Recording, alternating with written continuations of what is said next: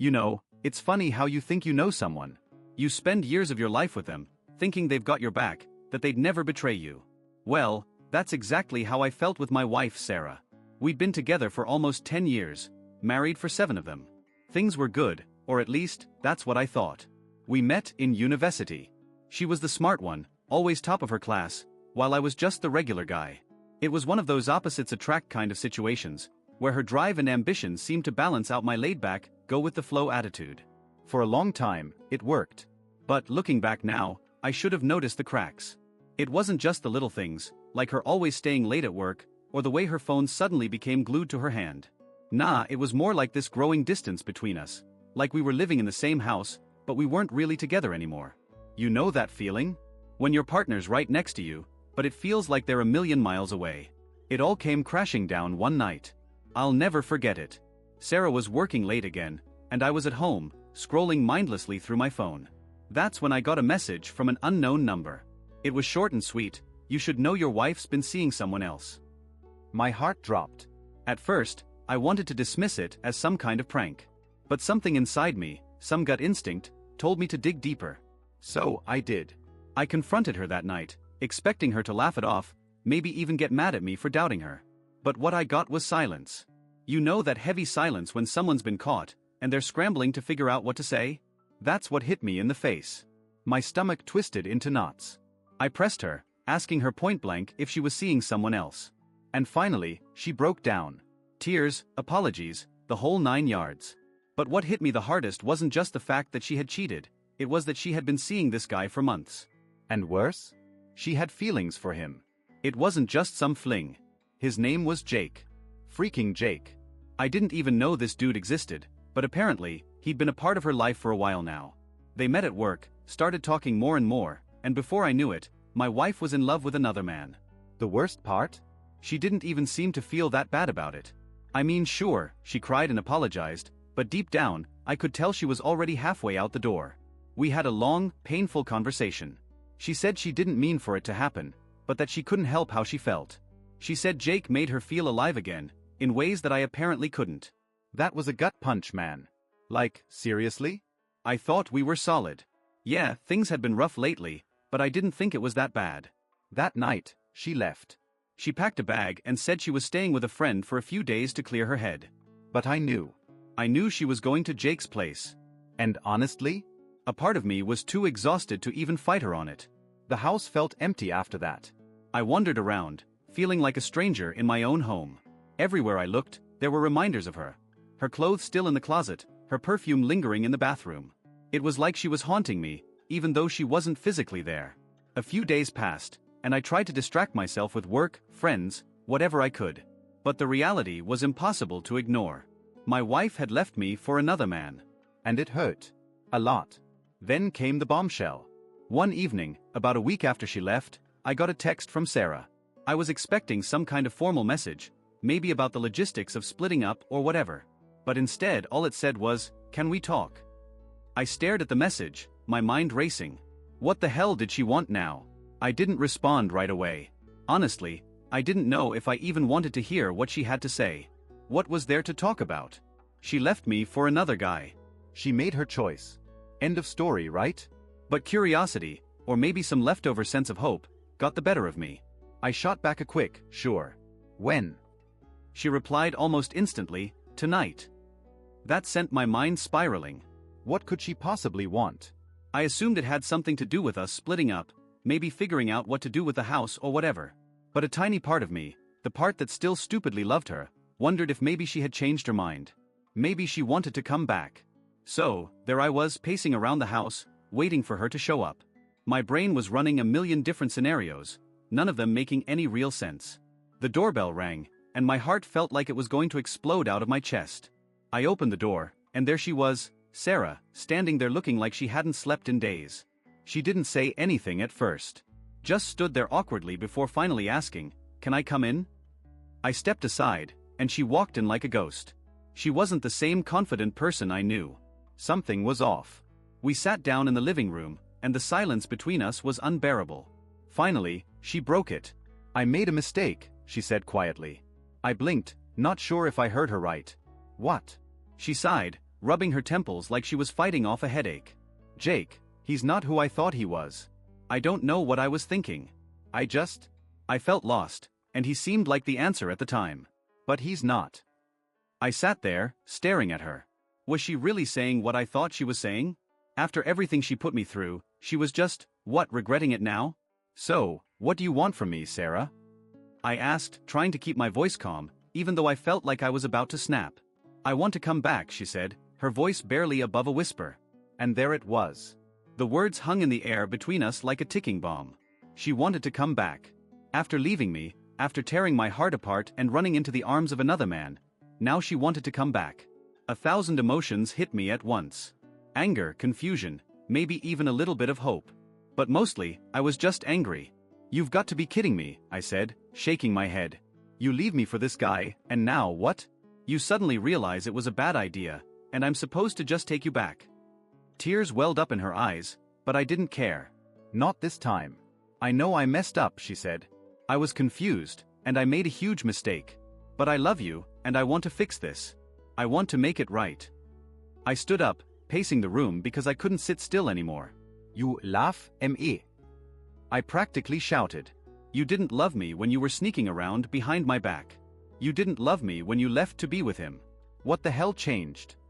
She wiped her eyes, looking desperate. I know I hurt you. I know I don't deserve forgiveness, but I'm asking for it. Jake, he's not what I thought. He made me feel important at first, but once I was with him, I realized he didn't care about me. Not like you do. That hit me hard. Because deep down, I had cared about her. Hell, I still did, despite everything. But I wasn't about to let her waltz back into my life like nothing happened. I don't know if I can forgive you, I said after a long silence. You broke something. You broke us. And I don't know if it can be fixed. She stood up, walking over to me, but I took a step back. I didn't want her anywhere near me. Not yet. I'll do anything, she said, her voice trembling. I'll go to therapy, I'll earn your trust back, whatever it takes. Just, please don't give up on us. I couldn't believe what I was hearing.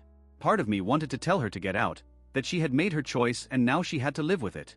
But another part of me, the part that remembered the good times, the years we spent together, was torn. Could I really just throw it all away? I need time to think, I finally said, my voice tight. I can't give you an answer right now. She nodded, wiping her tears again. Take all the time you need. I'll wait, however long it takes.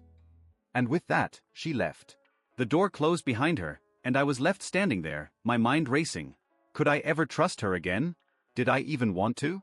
Or was this just another game she was playing to avoid the consequences of her actions? All I knew was that nothing felt certain anymore. And I hated it. After she left, I didn't know what to do with myself.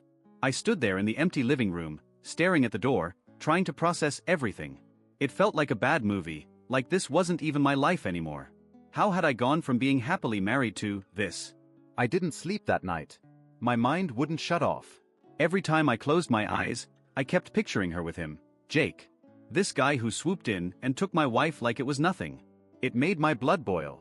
But what pissed me off even more was that she had the nerve to come back, to ask for another chance, like she could just hit the reset button on our marriage.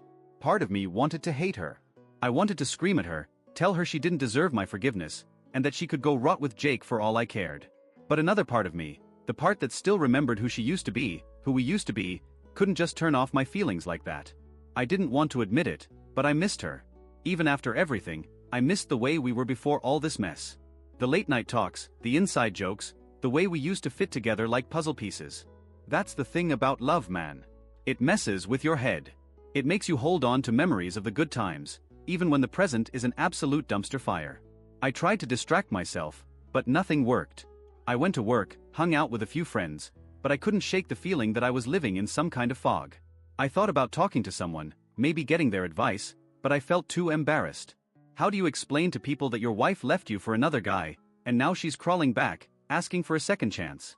So, I kept it all bottled up inside. Classic move, right? Just shove all those feelings deep down and hope they don't explode. But they did. One night, after a couple of beers, I lost it. I couldn't keep it in any longer, so I grabbed my phone and called up my best friend, Mike. Mike's one of those no BS kind of guys. He's the friend who'll tell you exactly what you don't want to hear, but you know he's right. We've known each other since high school, and if anyone could help me sort through this mess, it was him. Dude, you okay? Mike asked when he picked up. It was late, and I could tell he wasn't expecting me to call. No man, I'm not okay, I said, pacing around my kitchen. Sarah, she wants to come back. There was a pause on the other end of the line. Wait, what? After everything she did. Yeah, ihr seid. She says she made a mistake, that she realizes now that Jake wasn't what she thought. She wants another chance. Mike let out a long breath. And what do you want? I don't know, I admitted. Part of me wants to tell her to screw off, but another part of me, I don't know, man. I keep thinking about what we had, and it's hard to just throw that away. Mike was quiet for a moment before he spoke again. Look, I get it. You guys were together for a long time. It's not easy to let go of something like that. But you need to think about what's best for you. She made her choice, bro. She left you for another guy. Do you really think you can ever trust her again? His words hit me hard because that was the crux of it, wasn't it? Trust. Could I ever trust her again? Could I believe that this wouldn't happen again a year down the line, or 5 years down the line? Was it even possible to rebuild what we had after she'd torn it to pieces? I don't know, Mike, I said, my voice cracking a little. I just don't know. We talked for a while longer, but in the end, he didn't have any magic answers. Nobody did. I had to figure this out on my own. But talking to Mike helped clear my head a bit. He made me realize that as much as I wanted to believe Sarah was sorry and that we could fix things, I couldn't ignore the damage that had been done. The next few days were rough. Sarah kept texting me, asking if I'd thought about what she said. She wanted to meet up to talk more, but I kept putting her off. I wasn't ready. I didn't know if I'd ever be ready. And then, out of nowhere, Jake showed up at my door. Yeah, you read that right. The guy my wife cheated on me with was standing on my porch like it was a normal Tuesday. I opened the door, ready to throw him off my property, but something about the way he looked stopped me. He wasn't cocky or smug like I'd imagined. If anything, he looked nervous. I know you probably want to kill me, Jake said, shifting awkwardly. And I don't blame you. But I need to talk to you. I folded my arms, glaring at him. You've got 5 minutes. I leaned against the doorframe, glaring at Jake.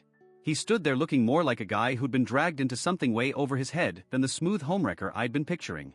But that didn't mean I was about to feel sorry for him. 5 minutes, I repeated, crossing my arms tighter across my chest. Jake cleared his throat, shifting his weight from foot to foot.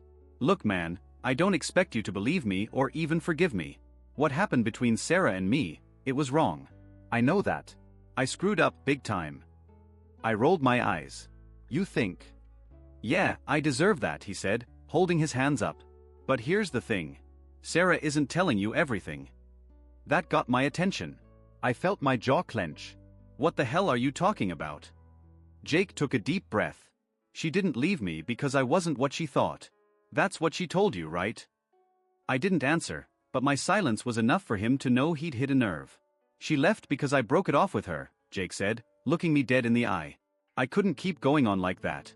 I realized it wasn't just a fling anymore, and I didn't want to be the guy who destroyed someone's marriage.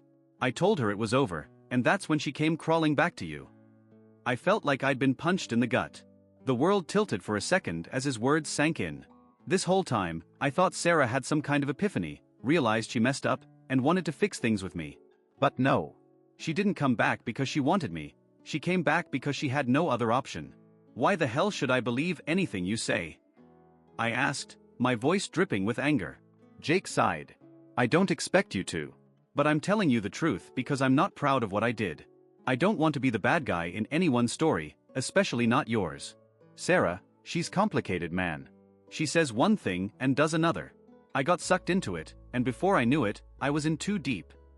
I didn't know what to say. My mind was spinning. Everything I thought I knew about the situation had just been flipped on its head. I had spent the past few days questioning whether I could forgive Sarah, wondering if she was really sorry, and now I find out that she didn't even want to come back to me on her own? She only did it because he dumped her? Get out, I said through gritted teeth. I couldn't even look at him anymore. Jake opened his mouth to say something, but thought better of it. He gave me a small nod and turned to leave. I watched him walk down the driveway, a mixture of rage and betrayal boiling inside me. As soon as the door closed, I punched the wall. Hard. The pain was instant, but it didn't compare to what I was feeling inside. How could I have been so stupid? How could I have even considered taking her back? I sat down on the couch, my head in my hands, trying to process everything. Jake might have been a piece of crap for getting involved with my wife, but at least he was honest about it. Sarah, on the other hand, she lied. She made it seem like she was the victim, like she had some kind of moral awakening, when in reality, she'd just been left with no other options. I didn't respond to Sarah's texts after that. I couldn't. What was the point? Every time I thought about talking to her, I just got angrier. How could she lie to me like that? How could she expect me to forgive her when she wasn't even telling me the full story? A few days later, Sarah showed up at the house again. I didn't want to see her, but I couldn't keep avoiding her forever. When I opened the door, she was standing there, looking all innocent and sad, like she hadn't completely wrecked my life. "We need to talk," she said quietly. "No, you need to talk," I snapped. "I need to hear the truth. All of it." She blinked, clearly caught off guard by my tone. "What are you talking about?" "I talked to Jake," I said, my voice icy. "And he told me the truth. You didn't leave him because you wanted to fix things with me. You left because he dumped you." The color drained from her face. For a second, she didn't say anything. Then, her shoulders slumped. It's true," she admitted, barely above a whisper. I felt a wave of disgust wash over me. Unbelievable. After everything, you still couldn't tell me the truth? You let me sit here, thinking you had some change of heart, but really you just had nowhere else to go. Tears welled up in her eyes again, but I wasn't moved. "Not this time." "I was scared," she said. "I didn't want to lose you. I thought, if I told you, you'd never give me a chance."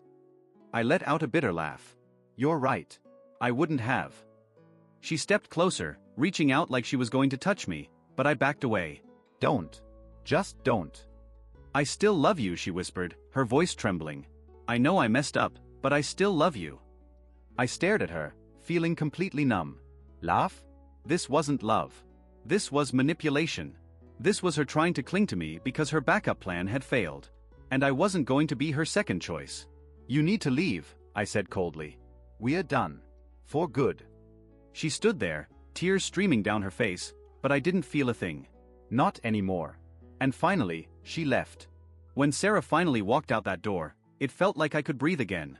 For the first time in what felt like forever, I didn't have this massive weight pressing down on my chest. But the relief didn't last long. The silence that followed was deafening. It was just me, alone in this house that we used to share. Everywhere I looked, I saw reminders of her. Pictures, furniture we picked out together, even the stupid plants she insisted on buying but never took care of. I realized I couldn't stay here. Not like this. The house was a graveyard of our relationship, and I needed to get out before it consumed me. I grabbed my keys, threw on a jacket, and headed out the door. I didn't have a plan, just a need to escape the memories. I ended up at a local bar, the kind of place that's dimly lit and always has a few regulars nursing beers at the counter. It wasn't glamorous, but it was exactly what I needed. I sat down at the bar, ordered a drink, and tried to clear my head. But of course, the bartender, some guy named Rick who looked like he'd seen it all, decided to strike up a conversation. "You look like you've had a rough night," Rick said, sliding my beer across the counter. "Something like that," I muttered, taking a long sip. I wasn't in the mood for small talk, but I guess misery loves company. "Girl trouble?" he asked, wiping down the counter. I glanced up at him, debating whether or not to unload my whole story on this random dude. But then I thought, why not? Sometimes, it's easier to talk to a stranger. "Yeah," I said, setting my beer down. "Wife cheated on me. Left me for some other guy, and now she wants to come back." Rick raised an eyebrow. "And you're thinking about it?" I let out a bitter laugh. I was. But then I found out she didn't even want to come back because she regretted it.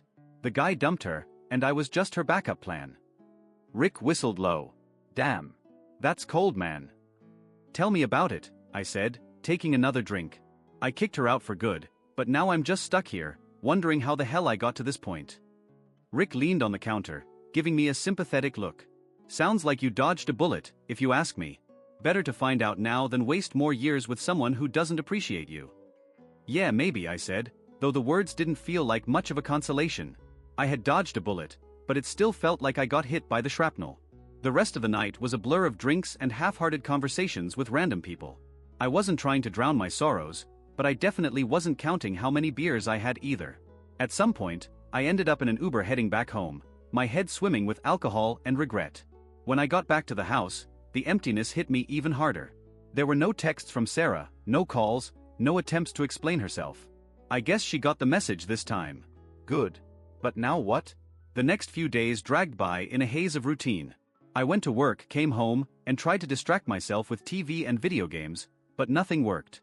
Everywhere I went, people were living their normal, happy lives, and I was stuck trying to figure out how to pick up the pieces of mine. Mike checked in on me a couple of times, but even he didn't have much to say beyond, "It'll get better, bro." I wanted to believe him, but part of me wondered if it ever really would. Could I ever trust anyone again? Could I even trust myself to make the right decisions? One night, I found myself scrolling through old photos on my phone. Pictures of Sarah and me during better times. Vacations, family gatherings, random selfies where we were laughing together. It felt like looking at someone else's life. Those people were happy. Those people thought they had it all figured out. And now, here I was, single, heartbroken, and completely lost. But as I scrolled through the photos, I realized something. Sarah wasn't the only person in those pictures. There were friends, family, people who cared about me. People I had been ignoring while I was caught up in this whole mess. I had isolated myself, letting Sarah's betrayal define my entire world. But maybe it was time to start reaching out again. Maybe it was time to start healing. The next morning, I made a decision. I couldn't keep living like this, stuck in the past, haunted by what happened. I needed to move forward, to rebuild my life, without Sarah. So, I started making small changes. I reached out to some friends I hadn't seen in a while, made plans to go out for a drink with Mike, even called my sister just to chat. It wasn't much, but it was a start. And for the first time in a long time, I felt like maybe, just maybe, I was going to be okay. It wasn't like flipping a switch. Things didn't magically get better after one night out with Mike or a few calls to old friends. But there was something different about the way I felt when I woke up the next morning. The heaviness was still there, but it wasn't crushing me like before. I realized I had let Sarah's actions take over my entire life, and for the first time, I felt a small sense of control creeping back in. Rebuilding my life became a project, something to focus on instead of dwelling on the past. I got back into my old hobbies, started going to the gym again, and even looked into taking a few classes on something I'd always been interested in, photography. It was something I used to love, but I had let it fall to the wayside during the marriage, along with a lot of other things I enjoyed. It felt good to pick up the camera again, like rediscovering a part of myself I had forgotten about. As the days passed, I started to reconnect with more people. Old friends from college, work buddies, even family I hadn't spoken to much lately. They didn't pry too much into what happened with Sarah, which I appreciated.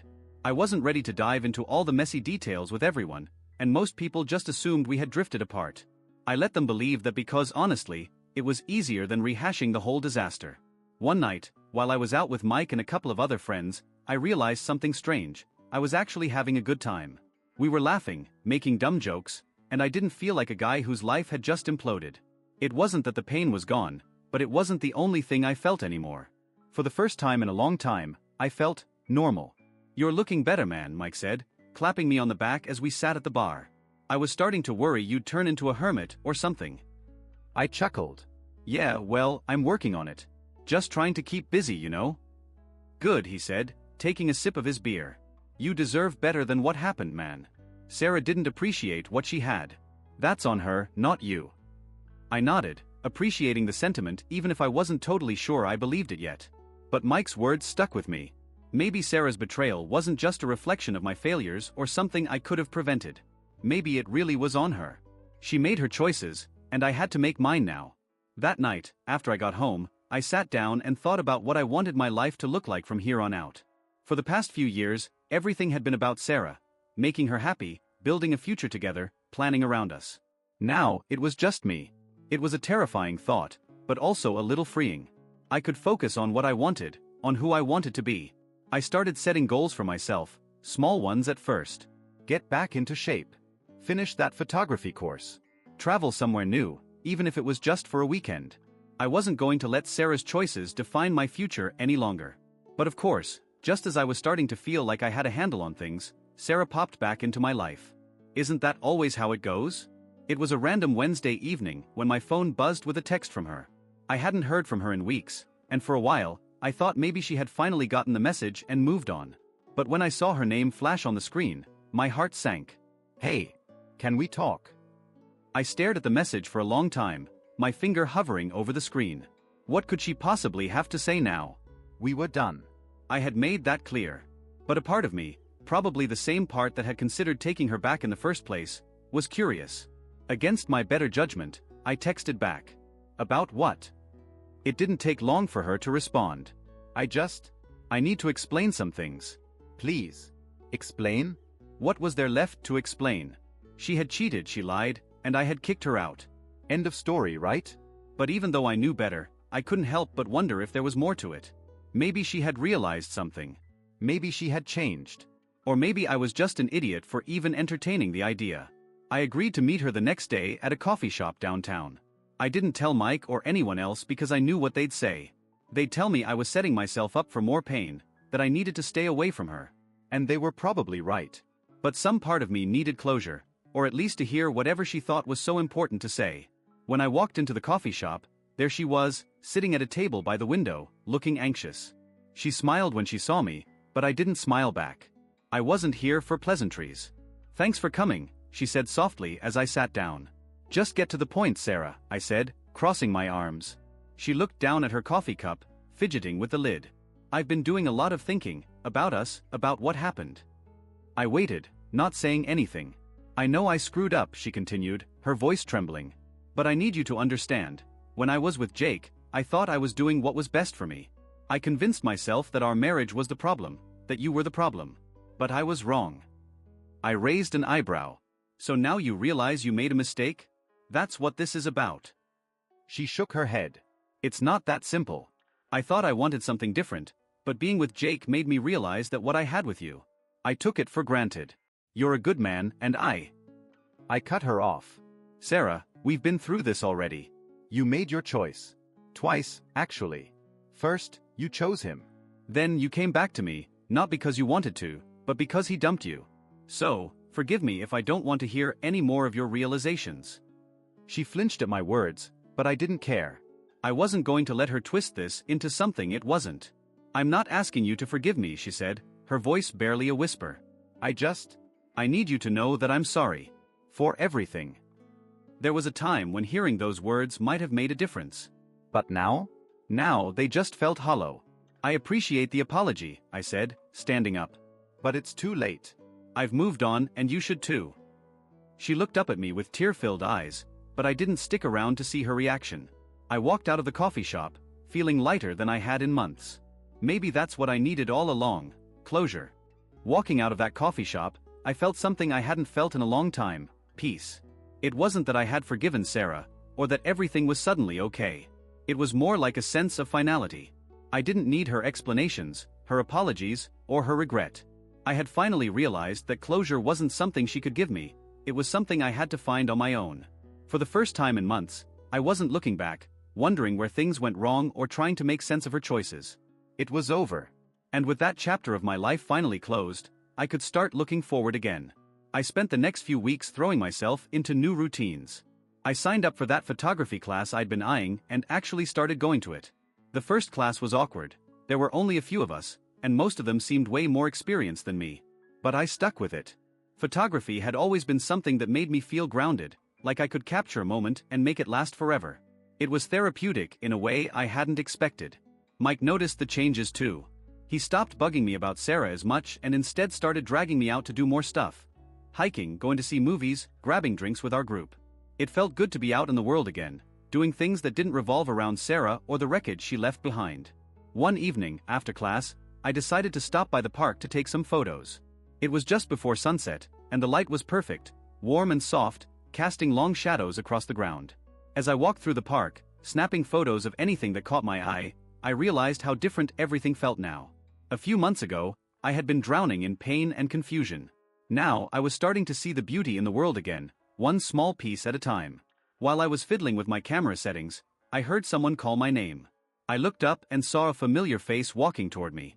It was Emily, an old friend I hadn't seen in years. She looked almost exactly the same as I remembered. Bright smile, easygoing vibe, the kind of person who could make you feel comfortable instantly. "Wow, is that you?" she asked, grinning. "I almost didn't recognize you with the camera." I smiled, a little surprised to see her. "Yeah, it's been a while, huh?" "What are you doing here?" She shrugged. "Just taking a walk. I live nearby now. What about you?" "Taking pictures, I guess," I said, holding up the camera. trying to get back into some old hobbies. That's awesome, she said, her smile widening. It's been forever. We should catch up sometime. I nodded, still feeling a bit caught off guard. Emily and I had been close once, but life happened, and we drifted apart.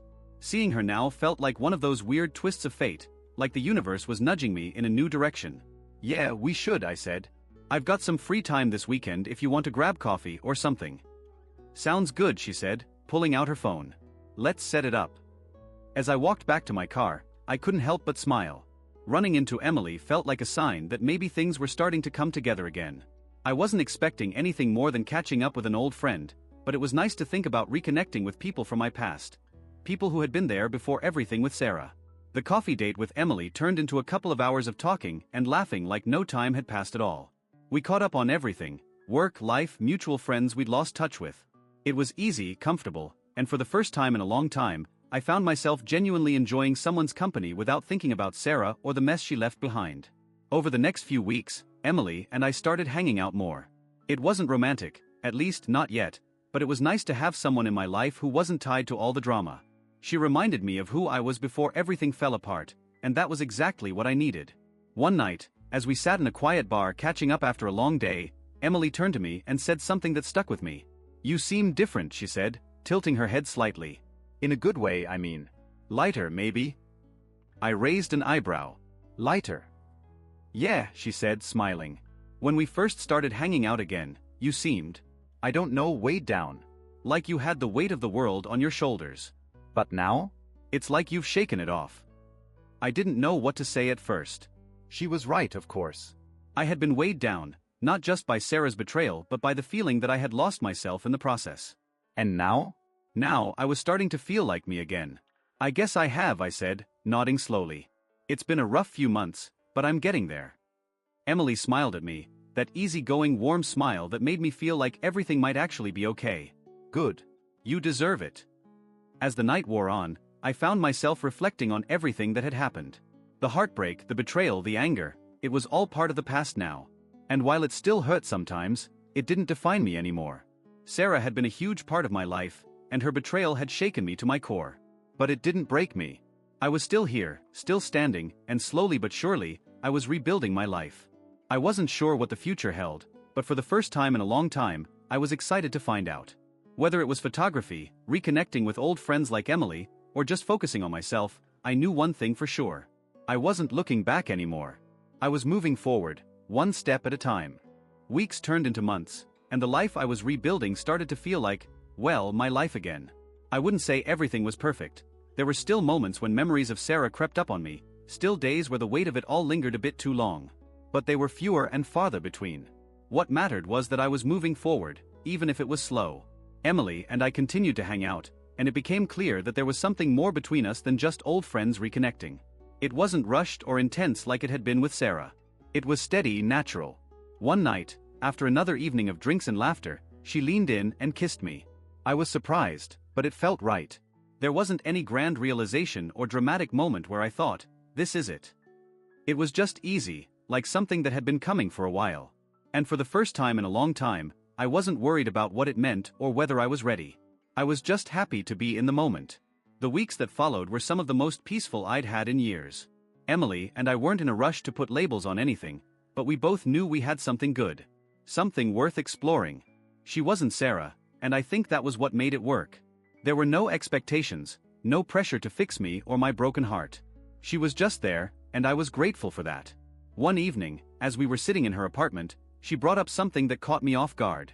"So, what would you say if I asked you to come with me to my brother's wedding next month?" she asked casually, sipping her wine. I blinked, taken aback. I guess I'd say yes, but is this like a serious thing?" She smiled. "Not like that. I just thought it would be nice to have someone there, and well, we've been spending a lot of time together." "True," I said, trying to play it cool but feeling a little nervous. Weddings weren't exactly my favorite thing after the whole disaster with Sarah, but Emily's easygoing nature made it hard to say no. "Plus," she added with a grin, "my family's been dying to meet you." I chuckled. Well, if that's the case, how can I say no? As the wedding approached, I found myself feeling something I hadn't in a long time: hope. Not just for whatever was happening between Emily and me, but for my future in general. I was finally getting to a place where I wasn't constantly looking over my shoulder, waiting for the next bomb to drop. I had let go of the anger and bitterness, not for Sarah's sake, but for my own. It was time to move on. The wedding itself was beautiful, a small, intimate affair in a picturesque vineyard just outside the city. Emily's family was welcoming and warm, and for the first time, I didn't feel like I was faking my happiness. I wasn't pretending to be okay, I was okay. As the night wore on, we found ourselves outside, away from the crowd, standing under the stars. The air was cool, and the vineyard was quiet except for the distant hum of laughter and music from the reception. Emily looked at me, her eyes soft and searching. "You seem happy," she said quietly. I smiled. "I think I am." She reached out and took my hand. "I'm glad." For a moment, we stood there in silence, just enjoying the stillness. And then, without any fanfare or grand gestures, she said something that changed everything. "I know things have been complicated for you, with everything that happened. But I just want you to know that whatever happens, I'm here. I don't expect anything from you, and I'm not trying to rush anything. I like being with you." Her words hit me harder than I expected. For so long, I had been trying to figure out what came next, how to move on, and what it all meant. But standing there with her, I realized it didn't have to be that complicated. Sometimes, things just worked. And this, whatever it was between us, worked. "I like being with you too," I said, squeezing her hand. "And I think I'm ready to just let things be." She smiled, leaning in to rest her head on my shoulder. "Good. Because I'm not going anywhere." As we stood there, the night wrapping around us like a warm blanket, I realized that I wasn't the same person I had been months ago. I wasn't the broken, confused guy who didn't know how to pick up the pieces. I wasn't the guy waiting for his wife to come back or the one trying to figure out why she left in the first place. I was just me. A guy who had been through hell and come out the other side stronger. A guy who had learned how to let go of the past and embrace the present. A guy who, against all odds, had found something new, something real. The pain of what happened with Sarah would always be a part of my story, but it wasn't the whole story. It didn't define me. I was more than that. And as I stood there with Emily, looking up at the stars, I felt a deep sense of peace. Maybe this was the new normal. Maybe this was what moving on looked like. Not forgetting the past, but learning from it. Not letting the pain control you, but letting it make you stronger. And maybe, just maybe, this was what it felt like to finally truly heal.